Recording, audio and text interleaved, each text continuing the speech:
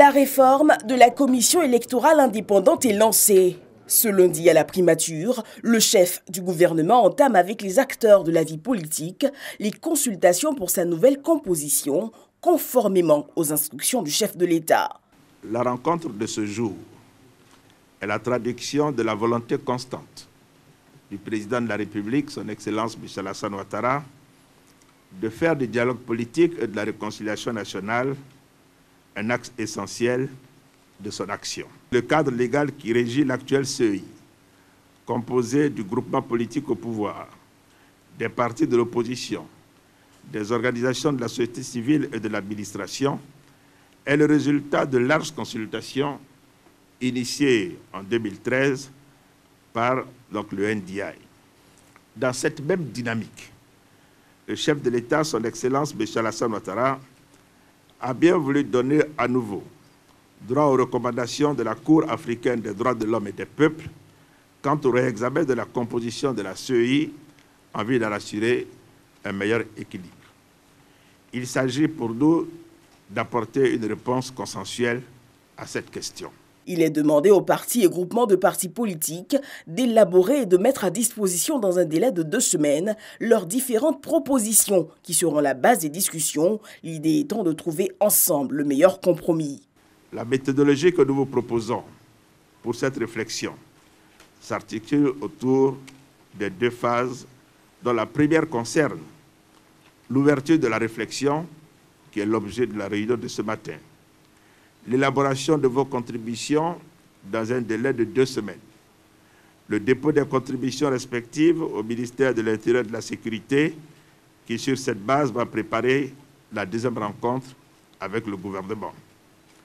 La deuxième phase de ce processus consistera en une discussion avec le gouvernement pour présenter les différentes propositions et rechercher ensemble le meilleur compromis. Prenant la parole tour à tour, les représentants des partis et groupements de partis politiques ont salué cette décision du chef de l'État Alassane Ouattara de faire droit à la Cour africaine des droits et des peuples pour la mise en marche de la réforme. Nous nous réjouissons et nous nous félicitons d'abord de cette initiative, de la déclaration liminaire du Premier ministre qui semble indiquer que le gouvernement a véritablement la volonté, l'ambition de créer les conditions pour qu'il y ait un débat franc, un débat sincère, un débat inclusif.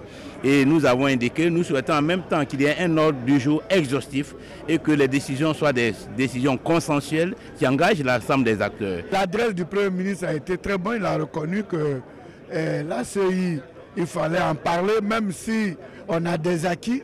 Il y a beaucoup de choses à faire, donc il faut tout remettre à plat. Il y a de bonnes dispositions de part et d'autre. Maintenant, il faudrait que ce qu'on décide soit appliqué. Nous félicitons le gouvernement de nous avoir invités, d'avoir ouvert le débat. Nous avons posé quelques interrogations.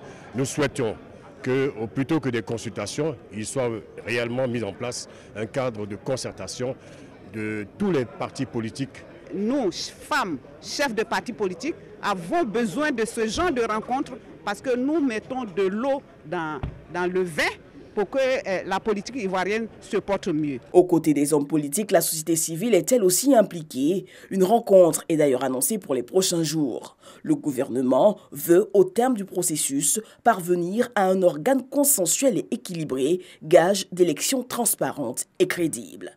La commission électorale indépendante, à ce jour, il faut le noter, a organisé 6 scrutins depuis 2011.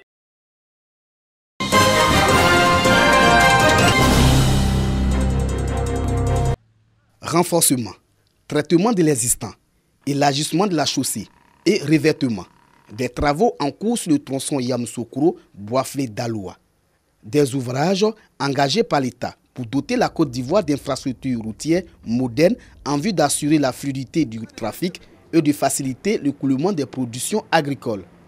Pour voir de plus près l'avancée des travaux, le ministre de l'Équipement et de l'Entretien routier a fait l'AS Yamoussoukro-Boisflé.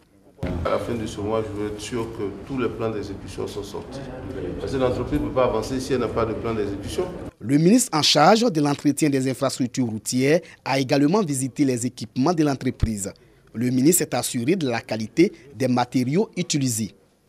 Amédée Kouakou a alors exhorté l'entreprise à accélérer les travaux afin de respecter le délai contractuel pour le bonheur des usagers de cette route. Parce que nous savons que Les Ivoiriens donc, qui empruntent ce tronçon, beaucoup se plaignent. Parce que là, lorsque vous passez sur un tronçon qui n'est pas agréable à circuler, mais qu'ils sachent que c'est le temps des travaux et que bientôt ils vont voir que les choses s'accélèrent, de sorte que les conditions de circulation soient améliorées. La réhabilitation du tronçon Yamoussoukro-Boissé-Daloa, long de 145 km, est financée par l'État de Côte d'Ivoire à hauteur de 62 milliards de francs CFA. Les travaux sont prévus prendre fin en juin 2020.